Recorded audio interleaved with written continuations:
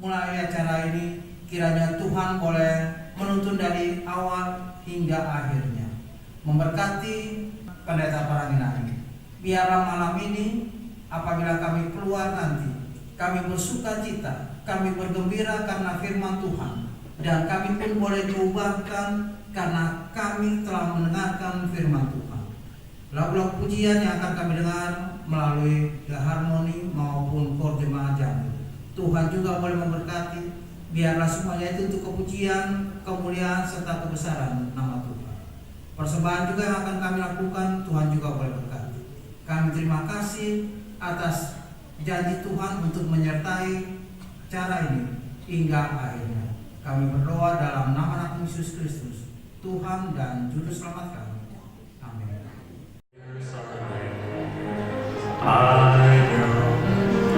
When you get so discouraged, it seems that all hope is lost. But there's only one who can give you courage and strength to carry on.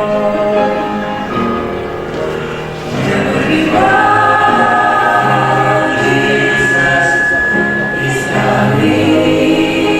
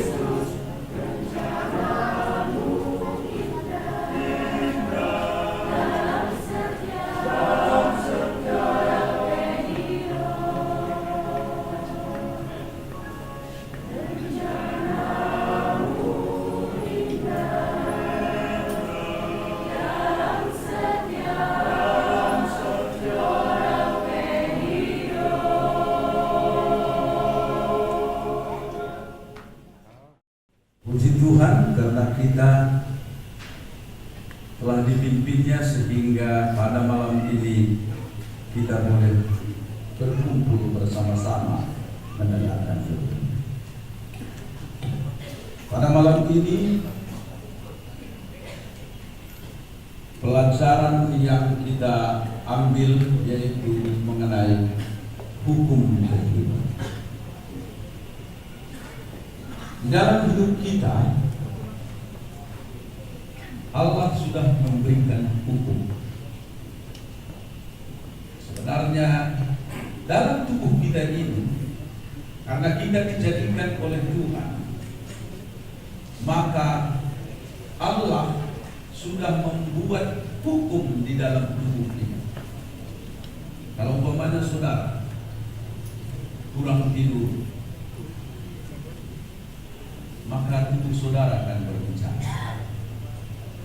Coba umpamanya 4 jam coba tidur, terus langsung berbicara gitu.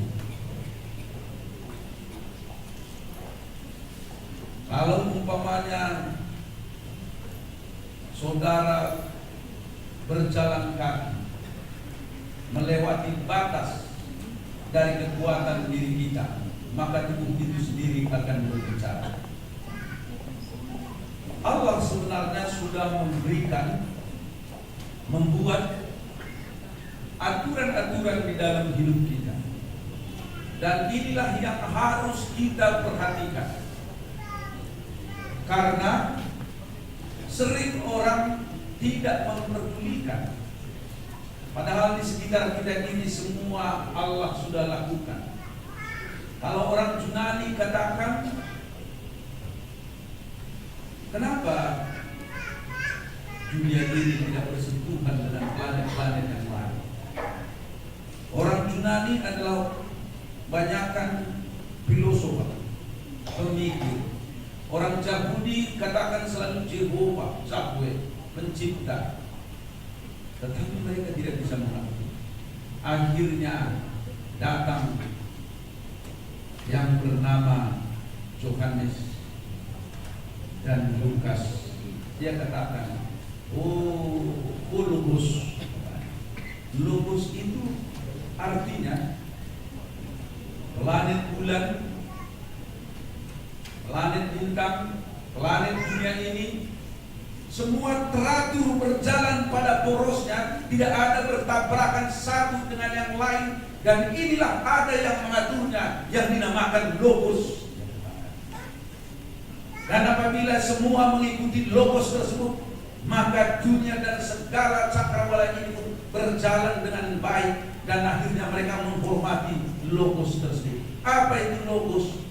Akhirnya mereka berjalan berpikir bahwa Logos itu, dia bilang, adalah logika yang Allah memberikan otak kepada pemikiran manusia itu, sehingga apabila dia bergantung logika berpikirnya kepada Logos, maka manusia itu dikendalikan oleh Tuhan, dan apa yang dibuatnya itu adalah menjadi kebahagiaan bagi manusia itu sendiri. Banyakkan orang dia bilang logikanya tidak dikontrol oleh Logos, sehingga disitulah terjadi apa yang dinamakan homo hominidus.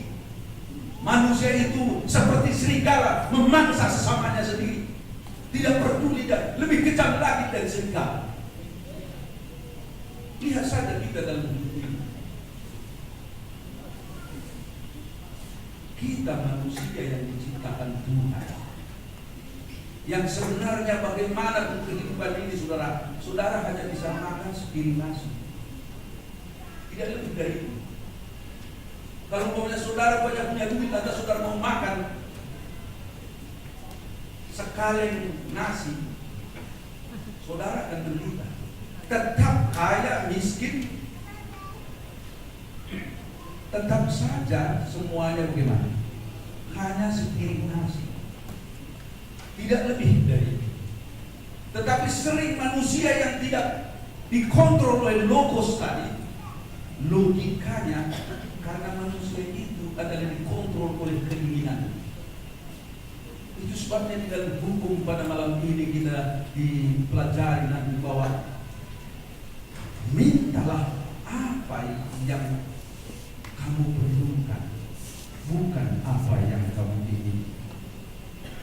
Saudara-saudara, Allah memberikan kepada kita hukum yang universal.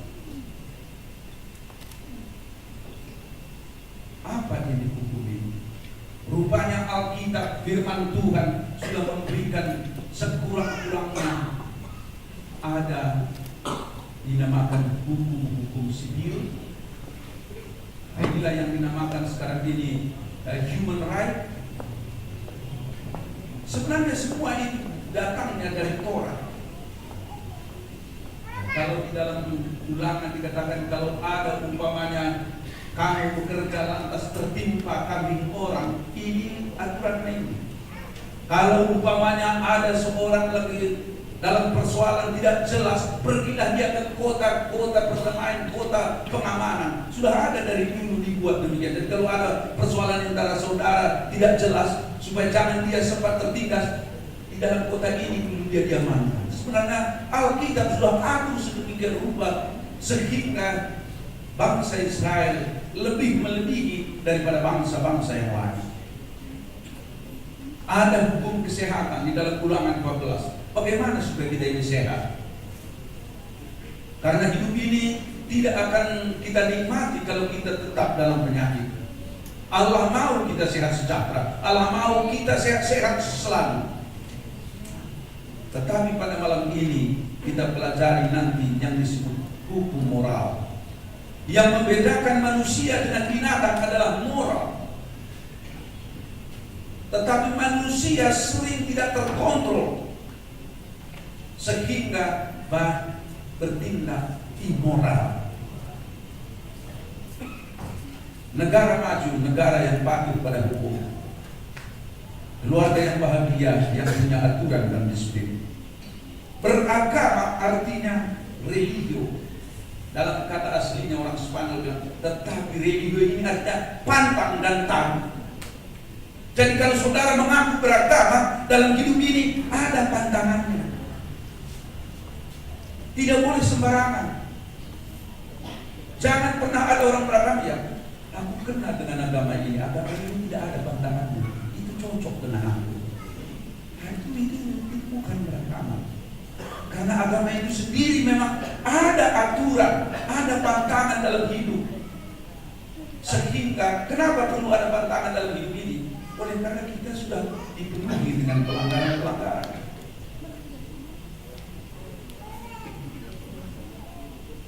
Inilah dia Adam dan Hawa ditempatkan di Paradise, tempat yang paling senang,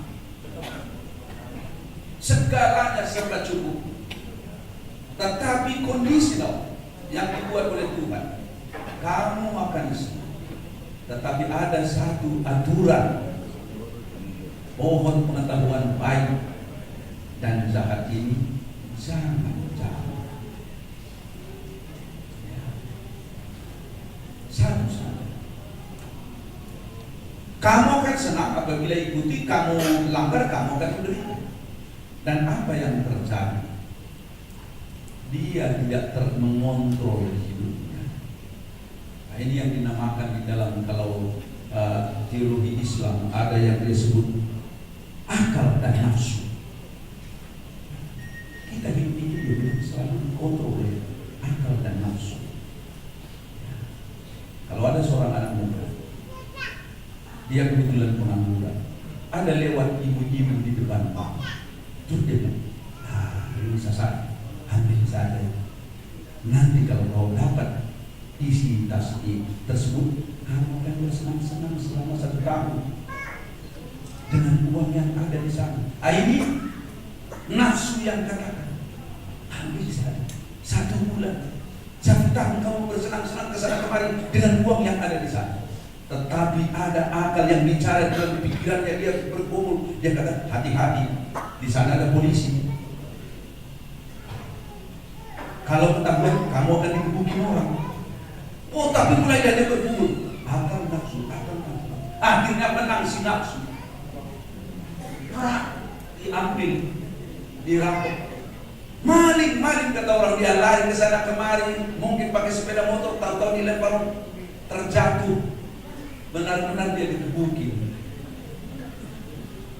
Karena nafsu tadi, kalau umpamanya akalnya yang kuat, nanti kamu digebukin, kamu akan menderita di penjara, itu saja yang menghantui pikirannya, tidak jadi dia ambil hal tersebut. Jadi dalam hidup ini rupanya ini yang selalu mengontrol kita, akal dan nafsu tersebut. Yang mana saudara kubuk tiap hari. Setiap nafsu itu pelanggaran. Tetapi akal yang disebut logos, logika yang dikontrol oleh Tuhan tadi, itu selalu kebenaran, kedamaian. Di mana pun kita bisa diterima orang. Adam dan Hawa. Inilah masalahnya. Dan Hawa akhirnya memetik buah tersebut. Sebenarnya Adam sudah lihat berbeda roman muka istrinya. Tetapi inilah namanya cinta. Ya, karena dari tulang rusuknya. Dan dia pun mengambilnya dan mereka pun sama-sama menderita. Ini satu pelajaran kepada kita dalam Allah memberikan hukum sebagai kompas di dalam hidup kita ini, moral, kompas moral. Saudara lihat bagaimana hidup kita ini selalu rupanya harus ada aturan. Ya, kalau kita datang ke tempat ini sudah tentu pakai aturan untuk nyopir dengan baik dan ikuti aturan lalu lintas. Di dalam hidup kita ini Tuhan memberikan aturan tersebut, dan aturan ini bukan sembarangan, ditulis oleh jari Allah sendiri. Kenapa ditulis oleh jari Allah? Karena ini adalah membuat dunia ini manusia tertib dan teratur. Tetapi ada orang mengatakan bahwa 10 hukum sudah ketinggalan zaman, sudah kuno, dan tidak perlu kita baca lagi.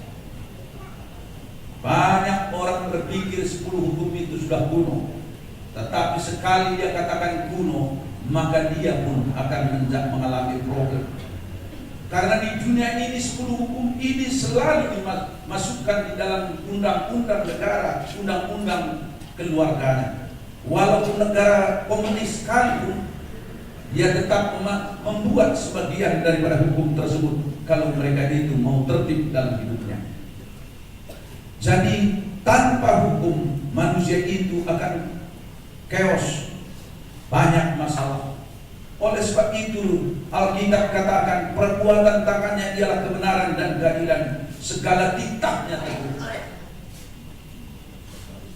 Tuhan memberikan satu perintah untuk kita ikuti, karena dengan demikian kita bisa diselamatkan. Karena 10 hukum adalah bayangan tabiat Allah.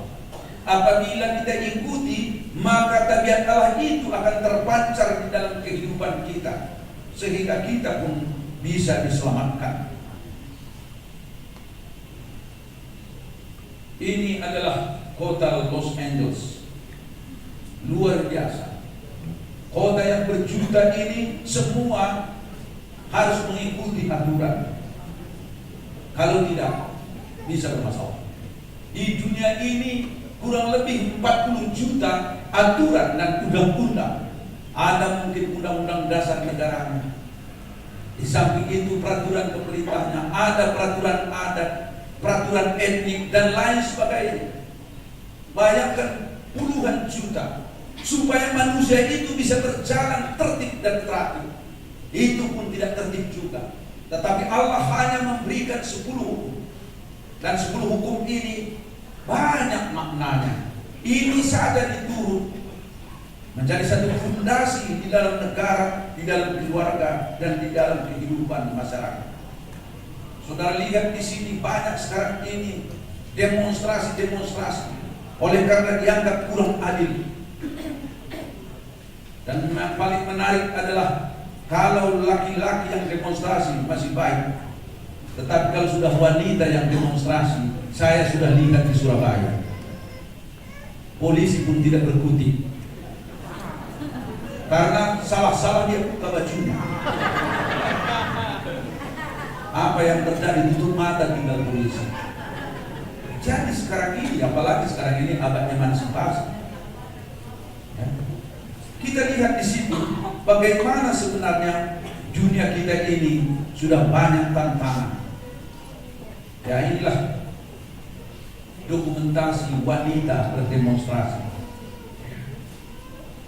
Saudara-saudara, masyarakat dunia tanpa hukum akan kacau sudah tentunya, dan kejahatan merajalela di mana-mana. Catatan pembunuhan menyebar di kota-kota besar dan desa. Surat kabar lebih 50% masalah pelanggaran hukum. Jadi dengan kata lain, walaupun ada hukum, manusia itu senang melanggar hukum tersebut. Dan di mana-mana terjadi kekerasan karena hukum tidak ditegakkan. Semua orang tahu hukum, banyak sarjana hukum, tetapi prinsipnya yang lurus bisa dibengkokkan, yang bengkok bisa diluruskan. Kalau begini rupanya prinsipnya, inilah yang dinamakan hukum harus disertai dengan moral.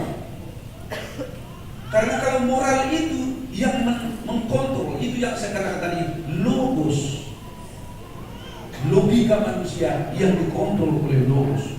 Dan itulah masalah kita sekarang. Siapa percaya kepada hatinya sendiri adalah orang bebal. Ini Raja Sulaiman kata, banyak orang percaya kepada hatinya saja, dan hati itu kadang-kadang sudah diselam. Artinya kalau hati yang diselam tidak bekalan, Allah bisa, karena biasa kata sekali-sekali kalau kita umpamanya mengambil sesuatu, pertama bergetar ini salah ini. Tetapi kalau berulang-ulang dilanggar, hati nuraninya jadi rusak. Dan Allah tidak mau. Itu sebabnya jangan percaya kepada hatimu, tapi percaya selalu kepada Tuhan. Karena suara Tuhan itu selalu berbicara melalui konsens hati nurani kita. Dia akan berbicara. Itu sebabnya karena kita adalah ciptaan Tuhan. Ini yang menyebabkan Allah berbicara bukan hanya melalui Alkitab, tetapi Allah berbicara melalui hati nurani kita juga. Latihlah hati nurani kita dengan berbicara selalu dengan Tuhan. Baca firman-Nya, lakukan pekerjaan Tuhan, lakukan kebajikan, maka suara Tuhan itu akan selalu keras berbicara di dalam hati nurani Anda. Tetapi kalau selalu perbuatan yang tidak benar yang saudara lakukan, maka suara Tuhan itu akhirnya kecil dan kita hilang. Negara Amerika Serikat selalu terkenal dengan menjunjung tinggi hukum. Kalau pemimpinnya, presidennya kalau selingkuh, tuh langsung ribut semua turun. Semua orang sama di hadapan hukum. Hukum memang penting. Matius 5 ayat 17 Tuhan Yesus katakan, lebih gampang bumi lenyap dari satu titik dari hukum Tuhan hilang. Satu titik, satu koma. Bumi ini lenyap lebih gampang daripada satu koma. Artinya dengan kata lain, Anda harus perhatikan itu firman Tuhan. Karena firman Tuhan itu dikatakan sempurna, membuat manusia lebih sempurna. Oleh sebab itu pada malam ini saudara-saudara, kita akan lihat apa sebenarnya hukum tersebut. Jangan ada padamu ada Allah lain di hadapan. La ilaha illallah. Tidak ada ilah selain Allah. Arti banyak manusia sekarang ini membuat ilah. Ilah Allah. Apa itu ilah? Ilah apa yang kita buat melebihi Tuhan. Kita bersandar kepada barang yang melebihi Tuhan, itu sudah ilah. Ada orang bergantung kepada deposito. Ada orang bergantung kepada emasnya. Tidak salah saudara punya emas.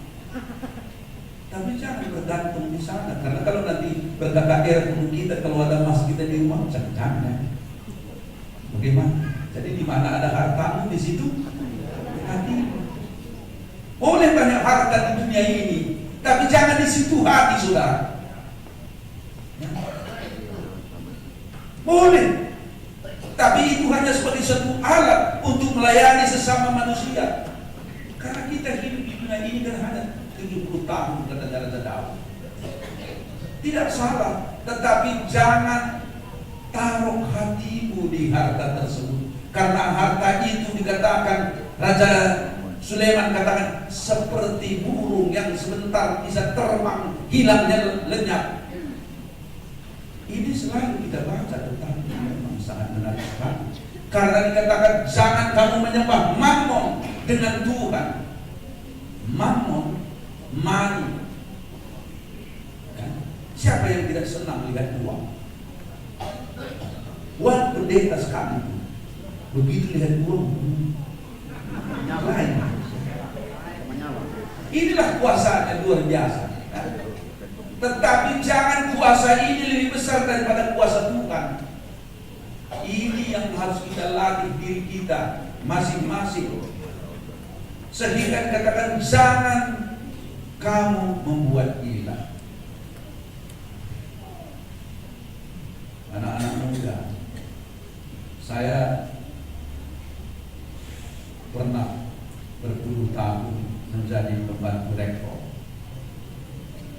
Jadi ada namanya di sekolah kami di Bandung, untuk mahasiswa setiap Jumat sore diperiksa sebelum hari Sabat, diperiksa di ruangan kamar-kamar. Semua berlomba bikin ruangannya bersih, indah. Kita masuk. Yang menarik begitu masuk, ada yang buat panpal dan hasil pengalaman luar biasa. Tetapi yang selalu saya kadang-kadang kaget di sekolah Kristen masuk saya, itu langsung saya lihat di situ gambar movie star, dan kadang-kadang ya namanya lah anak muda, pakaiannya agak sedikit mini dan saya katakan ini kenapa ini begini? Kita 17 kali ini berbakti setiap minggu, 17 kali. Kenapa nggak kasih sama Tuhan Yesus saja? Apa di anak muda itu? Ya maksud, kalau Tuhan Yesus kan selalu sudah bicara. Kalau ini sekali-sekali memberikan inspirasi.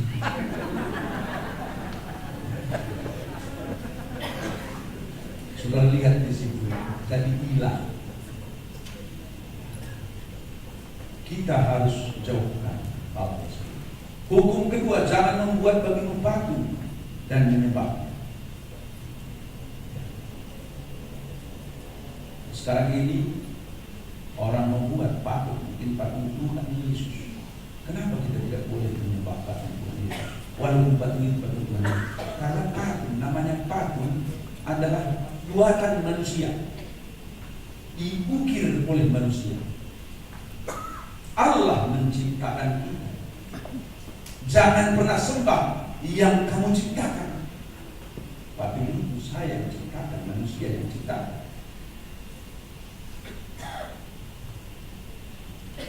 Jadi di sini Allah mau kita supaya kita bisa mengenal Tuhan dengan sebaik-baiknya, bukan dalam bentuk berubah secara fisik, tetapi orang yang selalu berjalan bersama dengan Tuhan, membaca firman Tuhan, maka muka Tuhan itu semakin jelas dari hari ke hari di dalam benaknya. Dan inilah harapan Tuhan, sebabnya jangan membuat patung.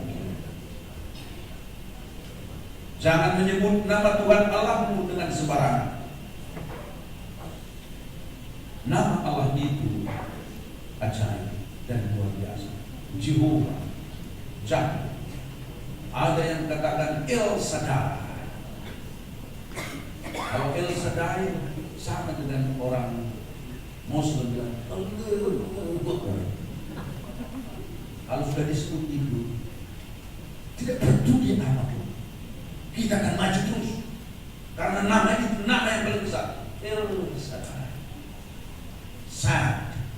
artinya adalah seperti air susu ini. Dia itu selalu memberikan yang terbaik bagi saya. Seperti seorang baby yang meminum air susu ini. Air susu itu sehat, digunakan. Itu memberikan gizi, antibiotik, semuanya ada di situ. Jadi kalau saya sebut ini El Shaddai, saya benar-benar yakin bahwa Tuhan itu menyertai saya. Saya sehat sejahtera selalu, dan apapun di depan saya tidak peduli, karena Allah tahu akan diri saya ini. Sedangkan rambut saya ini saya tidak bisa hitung dengan cermat milik saya sendiri, tapi Allah sendiri tahu berapa jumlahnya. Saya menyembah Dia, El Shaddai, Adonai. Jadi kita lihat di sini, jangan buat sembarang nama ini. Kalau orang Yahudi apabila dia menulis surat, lantas di dalam akhir suratnya itu seperti surat kita biasa, kiranya Tuhan memberkati, kiranya Allah memberkati kita, saudara. Pada waktu kiranya itu pulpen biasa, tetapi kalau disebut nama Allah, ganti pulpen, harus pulpen yang istimewa menulis nama Allah itu. Begitulah mereka hormatnya kepada nama tersebut. Karena nama itu adalah sumber kehidupan, nama itu adalah sumber rezeki, nama itu adalah sumber segalanya. Saya harus sangat hormat di sana. Satu kali tahun 80 saya baru datang dari tahun 72, tahun 72 baru datang dari Medan ke Bandung. Sampai di Bandung datang teman kesana. Kita kan baru tiba di Bandung, mari kita abang pergi dulu ke alun-alun di kota Bandung, suasana. Saya pun sebagai orang dari Sumatera Utara, akhirnya itu, kenapa kita ke sana? Mari kita menonton namanya band Kristen. Kata teman itu, oh bagus. Karena kita nggak pernah lihat band Kristen. Kenapa saudara bilang band Kristen? Namanya ini luar biasa penyanyinya. Nanti setelah di sana kamu lihat, nanti sampailah kalian sana. Memang namanya nama Kristen. God bless. Luar biasa juga yang Allah memberkati. Ini namanya, kalau kita di Sumatera Utara tidak pernah lihat ini. Di sini kita baru lihat. Dari semangatlah kami ini menonton God bless. Kalau mulai dia nyanyi jingkrak, mulai dia macam-macam. Tidak salah kita ini. Lantas yang tidak saling kenal pun di situ berjoget dan berteriak-teriak. Saya bilang, telinga saya pakai. Marilah kita mundur dengan radur. Padahal judulnya apa? God bless. Karena itu rupanya band rock yang keras. Nama Tuhan dibuat dengan kesembahan. Nama Tuhan tidak boleh dilakukan. Karena nama itu adalah selalu memberkati kita.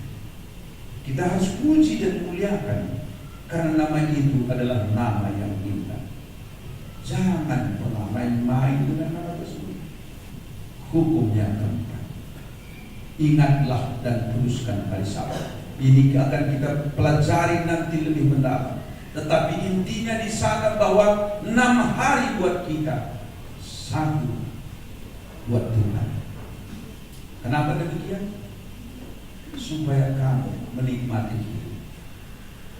Jangan terus-menerus buat kamu hari tersebut. Kamu akan menderita. Karena Alkitab katakan, ingatlah dan kuduskanlah hari Sabat. 6 hari lamanya engkau akan bekerja dan melakukan segala pekerjaanmu. Tetapi hari ke-7 adalah hari Sabat Tuhan Allah. Ini Tuhan. Ada satu berkat pada hari Sabat. Matahari, hujan, udara, semua dapat. Orang jahat, orang yang baik, semua dapat. Bukan Bukan berarti kalau saya ini mengikut Tuhan, saya nanam tomat di beras di sana. Lantas karena saya adalah setia kepada Tuhan, menyembah Tuhan, maka apabila datang hujan, di ladang saya turun hujan. Kata di sana ada ladang perampok, tidak turun hujan. Dan demikian. Di sini saya menyembah Tuhan, turun juga hujan. Di sana ada pensolek, dia turun juga hujan. Begitu. Tidak berbeda. Kalau di sana ditanam pupuk, tomatnya berbuah juga. Saya juga demikian. Ini yang dinamakan berkat yang umum kepada setiap orang, setiap manusia.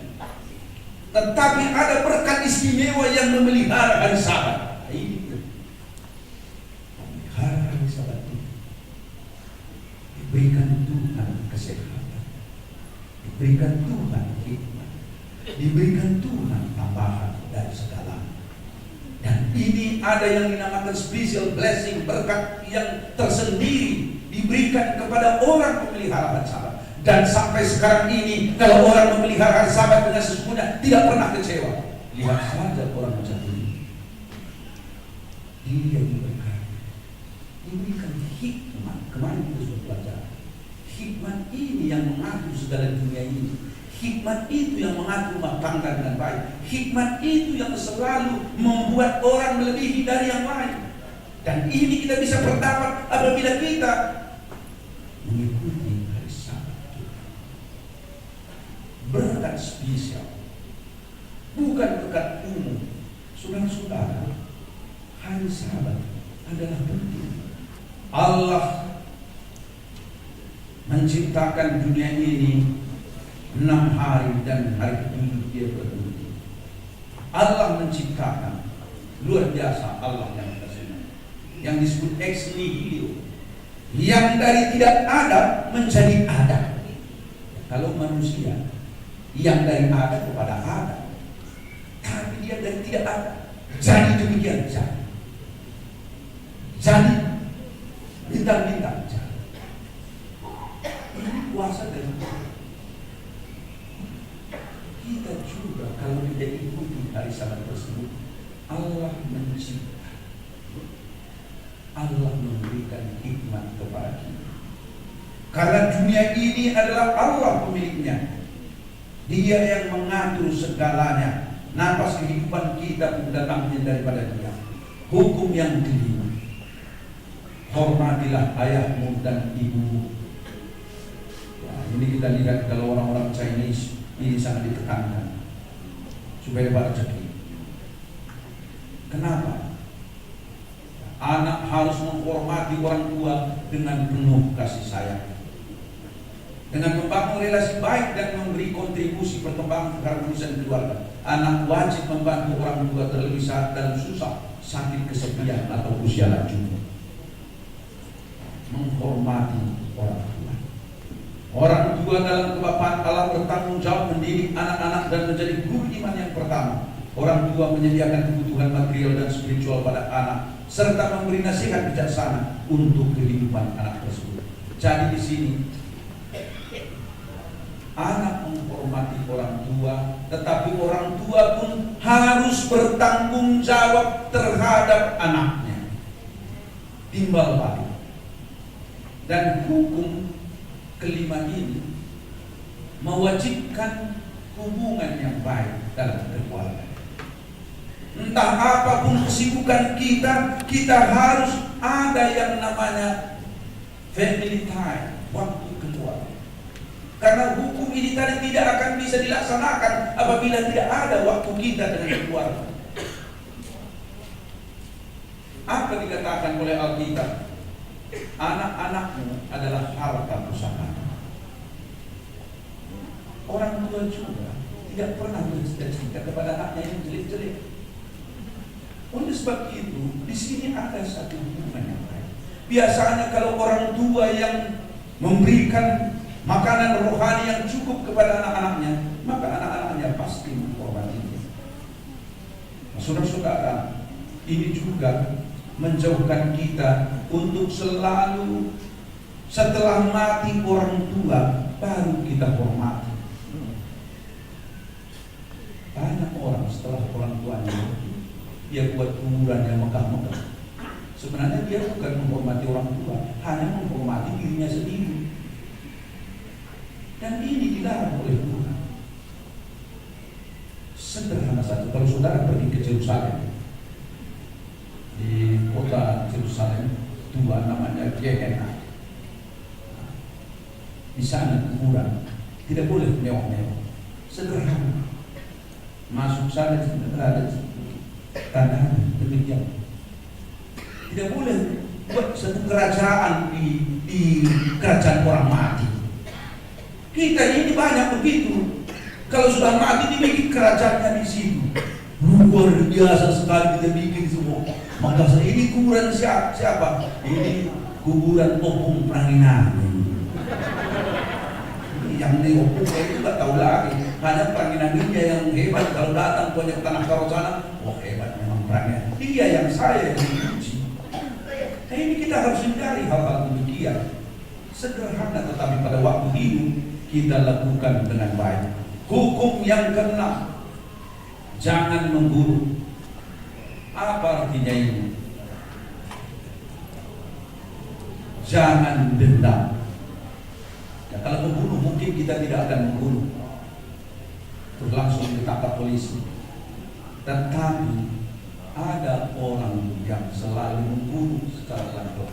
Ada orang dia ngomong sana sini, sedikit didengar, sedikit tidak. Pada waktu ada temannya mengatakan sakit hati dia karena kata-kata kita itu. Pada waktu orang itu sakit hati, sehat dia. Ini kan berbahaya. Kita tidak boleh. Ya, kita usahakan selalu hubungan yang baik. Jangan memfitnah, jangan menghina, dan juga jangan overwork atau kerja terlalu berat. Itu juga membunuh. Allah mau kita supaya selalu sehat sejahtera. Di dalam hidup kita ini banyak orang membunuh dirinya sendiri. Apalagi kita di kota Jakarta ini sibuk sekali, stres, makan pun kadang-kadang di mobil ya, untuk mencapai sesuatu. Allah mengatakan kita harus hati-hati. Kalau ada salah pengertian satu dengan yang lain, jangan dendam. Alkitab katakan jangan sempat marahmu melewati matahari terbenam. Kalau marah-marahlah kepada teman terbuka. Setelah itu matahari terbenam, matahari terbenam pula marah kita. Tapi banyak orang tidak boleh tidur lagi sepanjang malam karena marahnya itu berlanjut. Yang jelek yang berlanjut, akhirnya stres. Allah tidak suka hal yang demikian. Hukum yang ketujuh, jangan berzina. Nah ini satu hukum untuk menjaga kelestarian keluarga. Dilarang seks bukan suami istri, karena seks itu adalah perkara yang kudus. Waktu dunia ini dijadikan hanya ada dua yang kudus. Satu, hari Sabat yang kudus. Kedua, pernikahan yang kudus. Tidak boleh main-main. Tetapi pada zaman modern ini, seks bukan lagi hal yang kudus. Itu adalah sudah kepelisiran. Dan ini banyak dilanggar. Pada waktu orang diberkati, waktu susah dan senang, saya setia. Sakit dan sehat, saya setia. Tetapi banyak yang melanggar. Dan itulah salah satu sumber bencana. Pada zaman sekarang ini, di negara-negara maju, pernikahan 3, 1 cerai. Bagaimana sibuknya pengadilan, ya, sibuk untuk menceraikan orang. Sehingga ada satu negara di Denmark, ada satu di bagian satu daerah di situ dibuat kalau soal cerai dan kawin tidak perlu lagi dari hukum negara. Karena repot kita ini, kata pemerintahnya, itu saja urusan kita. Kalau dia mau cerai, dia di situ. Kalau urusan negara lagi, jadi bebas. Karena repot negara dibuat oleh soal cerai dan kawin. Itu sudah urusan pribadi. Tapi Tuhan katakan tidak boleh demikian. Karena itu adalah fondasi dari satu prinsip keluarga. Apabila ini dihormati, keluarga akan kokoh. Apabila ini dilanggar, maka terjadi banyak masalah. Jangan sekarang ini anak-anak muda berhati-hati. Pornografi, merajalela, tidak ada kontrol. Saya ingat tahun 81 saya ke Manila belajar.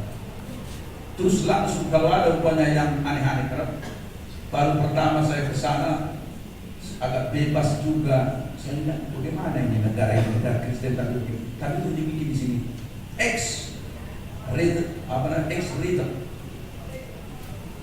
Tetapi di Indonesia ini sekarang ini nggak ada lagi. Pokoknya terserah sama Anda, karena nggak bisa dikontrol. Di sini apa obatnya? Hanya dengan firman Tuhan. Karena memang semua merusak kalau tidak terkontrol. Bahkan saya bilang sama pendeta-pendeta, jangan hati-hati beli komputer lantas aneh-aneh nanti di sini. Ya, hati-hati. Jangan berzina. Dengan perkawinan Allah menyatukan laki-laki dan perempuan menjadi sebuah keluarga. Perkawinan bertujuan untuk kesejahteraan suami istri, kelahiran anak dan pendidikan anak-anak. Dalam Kristus keluarga menjadi gereja domestik karena merupakan komunitas iman, harapan dan kasih. Dengan kata lain, keluarga adalah grup dari satu gereja. Kalau gereja, masyarakat baik, keluarganya harus baik. Dan fondasinya mereka harus respect. Alkitab katakan, hendaklah kamu setia kepada janji pernikahanmu. Dan inilah yang harus dilakukan. Apabila kita tahu bahwa pernikahan itu kudus sadar. Hukum ke-8, jangan mencuri. Mencuri di sini mengartikan juga mengadakan manipulasi. Ada orang pintar memanipulasi sama dengan mencuri. Atau dengan kata lain, ada juga orang pada waktu dia temannya susah di situ baru dia berikan pinjaman, itu juga mencuri. Dengan kata lain dia berikan pinjaman atau dia bikin rentnya yang mahal. Allah tidak suka hal-hal yang demikian. Jangan mengucapkan saksi dusta tentang sesamamu. Kenapa dikatakan demikian? Oleh karena saksi dusta bisa efeknya akan berat bagi orang lain. Dan pada zaman modern ini memang di sekitar kita selalu banyak saksi dusta. Ya,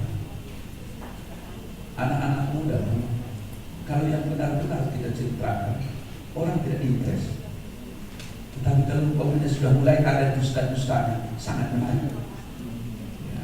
Pemanya contohnya, saya dulu waktu muda,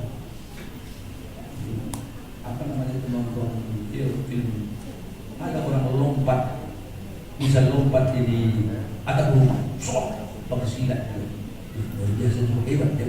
Saya katakan itu sudah dusta. Mana mungkin ada orang melompat di atap rumah? Tapi itulah yang anak muda senang. Dia punya bumbu luar biasa saudara. Padahal yang cerita-cerita yang ringan, yang tidak real. Manusia zaman sekarang ini suka yang tidak real, suka yang aneh-aneh. Di Sumatera Utara pernah dituntut satu perusahaan. Dia bilang minum ini sehat. Tahu ada orang dunia, dia kasih anaknya minuman tersebut. Dia bilang sehat, strong. Setelah disuruh, karena dibuktikan pula waktu di Medan ada di situ namanya tempat jual obat. Diduduki pula ini anak yang kecil tahan setelah minum obat tersebut. Dia dari Nias, lalu beli ini obat. Dia minum, anaknya bukan jadi gemuk, malah terus kremping. Akhirnya datang ini nggak benar, ini ditutup. Saudara lihat di situ, untuk kepentingan umum banyak orang memanipulasi. Dan Allah mengatakan jangan buat saksi dusta. Lakukanlah yang benar di dalam hidup kita. Dan yang terakhir, inilah yang paling penting. Jangan mengingini rumah isi hamba, istri hamba, lembu keledai, apapun yang dipunyai sesamamu. Ini sangat penting. Jangan mengingini. Artinya mintalah kepada Tuhan yang kamu butuhkan, bukan yang kamu ingini. Karena dunia ini sebenarnya Allah cukup memberikan kebutuhan miliar manusia. Tetapi kenapa dunia ini menderita? Oleh karena masing-masing manusia membuat keinginannya sendiri. Dan keinginan itu tidak akan habis-habisnya. Dan inilah sumber bencana. Allah mengatakan jangan mengingini. Mintalah apa yang kamu perlukan, bukan apa yang kamu ingini. Kadang-kadang kita saling mendidik, bisa salah didik juga teman. Ya saya masih mengingat pada tahun 76 saya pendeta muda di Keramat Muda. Ya. Saya semangsa kerambutannya di situ baik-baik. Tahun 75. Saudara tahu, saya biasa dari sekolah, yang namanya sekolah pun self-supporting, banyak. Ya baju kita pun hanya baju biasa. Datang di sana tahun baru, datang di kota kata pendeta saya senang sekali. Lantas dia kasih baju dekon yang mahal dari luar negeri. Biasa baju saya hanya smart yang murah-murah, dan sepatu pun sepatu bata. Datang ini saudara ini pakai pendeta supaya kami lihat pendeta supaya keren. Maka ada sepatu luar negeri, saya dapat baju lagi, saya pakai lagi dasarnya. Sudah mulai senang saya. Kami banyak ada satu mental saya berubah. Sudah mulai memakai pakaian yang mentren karena banyak di situ manajer. Pada satu waktu saudara-saudara, saya pindah ke Serang. Dan sudah tentu kalau di Serang nggak ada lagi yang memberikan hadiah dekor. Pola hidup harus turun. Tapi saya mulai berpikir tidak enak ini memakai yang begini. Kenapa? Karena mulai yang ini yang itu. Bukan yang dibutuhkan. Sekarang ini banyak ibu-ibu keluarga kena penyakit yang disebut vision disease, penyakit mode. Tiap hari pergi ke sana kemari untuk keinginan saja, padahal ada yang perlu sekali ditolong orang lupa. Padahal pakaian, materi sebenarnya hanya memberikan kesenangan sendiri sebentar saja. Tetapi kalau saudara membantu manusia, itu lama sebenarnya. Kalau ada orang susah, ada anak sekolah yang kita bantu, ini kesenangannya lama. Bukan seperti pakaian dekor yang saya bilang tadi, lusuh sebentar. Dan ini yang harus kita didik diri kita, sehingga dengan demikian didiklah diri kita. Mana yang kamu ingini? Jangan minta yang kamu ingini, tapi mintalah yang kamu butuhkan. Need or want. Latih selalu kebutuhan. Kalau kebutuhan kita tidak pernah kita bengkak, karena kita akan selalu kita. Tidak pernah bisa pasak dari yang. Tetapi kalau keinginan, walaupun berapa banyak pun gajinya akan bisa juga bengkak, over budget dia. Karena kenapa? Keinginan tidak pernah berhenti. Dan Allah mengatakan dalam 10 hukum ke-10, jangan ingat minta yang kamu butuhkan. Apabila ini rumusnya kita buat, maka kita pun akan diberikan satu kebahagiaan. Ini ada seorang keluarga. Dia sangat mencintai suaminya dan juga suami mencintai istri. Lantas tiba-tiba entah bagaimana dia menang undian. Setelah menang undian, si istri pun senang. Tetapi si istri mulai berpikir, dia mau mendapat kesenangan ekstra. Rupanya sang istri ini ada juga sedikit main mata dengan orang. Dapat undian, terus dia telepon pacarnya. Dia bilang dia sudah dapat undian. Lantas mulai dia berpikir, kalau begitu apa yang kita? Mulai dia atur strategi dengan pacarnya, supaya ini sang suami kalau boleh diselesaikan dengan segala cara yang licik, karena kemudian sudah ada dan dia tahu dan benar cara tersebut pun dilaksanakan. Inilah dia pacarnya yang masih muda, mulai dia elu-elu diatur sedemikian, entah bagaimana rencananya pun ketahuan. Pada waktu ketahuan, maka sang istri masuk penjara. Sudah tentu sang suami sangat riskan. Kenapa sudah bertahun-tahun, tetapi saya seharusnya mendapat rezeki, seharusnya kami senang. Bukan kami senang, malah oleh karena kemudian tadi istri masuk penjara. Dia pun sangat sedihkan. Tetapi apa yang mau dibuat? Dia pun sangat mengasihi istri. Dia datang istrinya. Dia mulai review semua cerita lama. Bagaimana mereka dulu pertama berkeluarga, berpacaran, berkeluarga, dan seterusnya. Kenapa sampai kamu mengambil satu kesimpulan yang salah? Dia tidak mempersalahkan hanya istrinya, tetapi dia koreksi juga dirinya. Akhirnya dia lihat sang suami sangat-sangat mengasihi dia. Kasihnya bukan hanya kasih pilihan, kasih eros, tetapi kasih agape. Kasih agape yang tidak mementingkan diri. Banyak orang sekarang ini kasihnya hanya kasih eros, yang disebut kasih rugi laba. Apa ini kasih rugi laba? Ya, pada waktu saya ulang tahun, saudara kirim kue ulang tahun, saya senang. Tetapi jangan lupa, nanti saudara ulang tahun, kalau saya kirim kue, saudara sakit hati. Ini namanya bukan kasih yang sesungguhnya.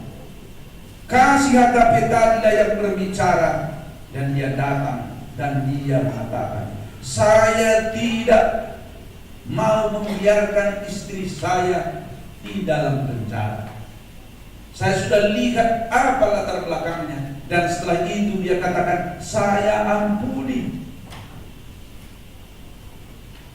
Istrinya memberikan pengakuan dengan air mata, dan dia katakan, saya membuat kesalahan fatal. Suaminya pun mengampuni, dan akhirnya suaminya pun membebaskan dia.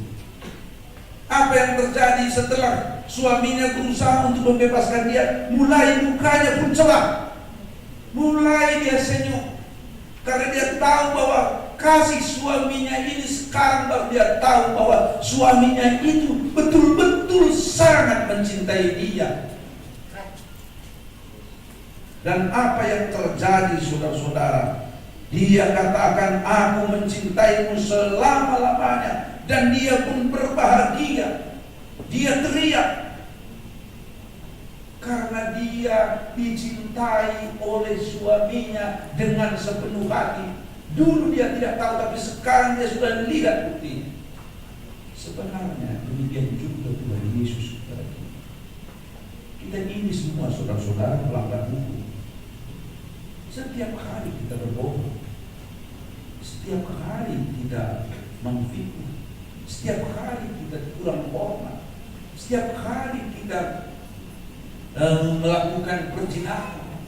Alkitab katakan banyak sekarang apabila kau memandang seorang perempuan dan bergerak syahwatmu, kamu telah berzina. Sekarang ini banyak cara-cara yang menggerakkan syahwat, baik perempuan walaupun dan wanita, hiburan-hiburan. Dan kita ini cenderung untuk tertarik terhadap hal-hal dosa. Tetapi Allah sangat mencintai kita. Di dalam Tuhan Yesus kita bisa sanggup mengikutinya. Inilah yang dikatakan di sini hukum. Di dalam hukum tersebut, saudara bisa lihat rumah, sekolah, apa saja perusahaan, kalau dilingkari oleh 10 hukum, maka terjadi satu kenyamanan. Sekolah yang dididik dengan moral 10 hukum, sekolah itu akan maju. Tadi waktu kami di sana berbicara dengan pendeta Sinaka katakan ada SMP sekarang entah nomor berapa, dia bilang semua melakukan satu, dia buat blue bill lantas mereka melakukan hal yang sama di situ. Bagaimana satu sekolah inilah kerjanya di sana? Dunia kita ini memang sudah kena bencana. Oleh sebab itu 10 hukum ini sangat penting sekali kita praktekkan. Sederhana. Akhirnya Tuhan Yesus katakan bukan lagi 10 hukum yang kamu ingat-ingat. Apabila kamu mengingat Tuhan, mengasihi Tuhan Allahmu dengan segenap hatimu, mengasihi sesama manusia dengan baik, maka kamu telah melakukan hukum Taurat dan kitab para nabi. Alkitab yang begitu besar bisa disempurnakan apabila kita semua ini sudah mengikuti 10 hukum tersebut. Mengasihi Tuhan dengan segenap hati, mengasihi sesama sebagaimana mengasihi diri kita sendiri. Oleh sebab itu pada malam ini Tuhan Yesus datang kepada kita. Apakah engkau mau mengikuti hukum tersebut? Cukuplah kasih karunia-Mu bagimu, sebab justru dalam kelemahanlah kuasa-Mu menjadi sempurna. Kita memang semua lemah, tetapi oleh pertolongan Tuhan kita akan dikuatkan. Saudara ini banyak kekurangan, tapi dia datang kepada Tuhan. Tuhan berikan aku kekuatan. Firman Tuhan sudah menyebutkan dan berikan aku kesanggupan. Malam ini siapa yang saudara mau mengikuti 10 hukum dan mempraktikkan? Alkitab katakan 10 hukum bukan lagi tertulis dalam 2 lembar, tetapi telah tertulis dalam hatimu. Artinya dalam dada. Siapa yang mau mengikut, saya minta saudara. Bapa kami yang bersemayam dalam tahta dan surga, terima kasih Tuhan, oleh karena Engkau telah memberkati hamba-Mu di dalam mengutarakan firman Tuhan. Biarlah kiranya kami ini mengerti 10 hukum sebagai pegangan moral bagi kehidupan kami, karena 10 hukum adalah bayangan dari Tuhan. Kami tidak sanggup tanpa pertolongan Tuhan, tetapi kasih karunia Kristus menyambutkan kami untuk menjalankan. Berkati masing-masing kami. Engkau tahu pelanggaran kami, Engkau tahu kelemahan dan kekurangan kami. Tetapi apabila kami mau berjalan dengan Tuhan, maka Tuhan akan menyempurnakan kehidupan kami. Ya Bapa dalam surga, di mana firman-Mu dibicarakan,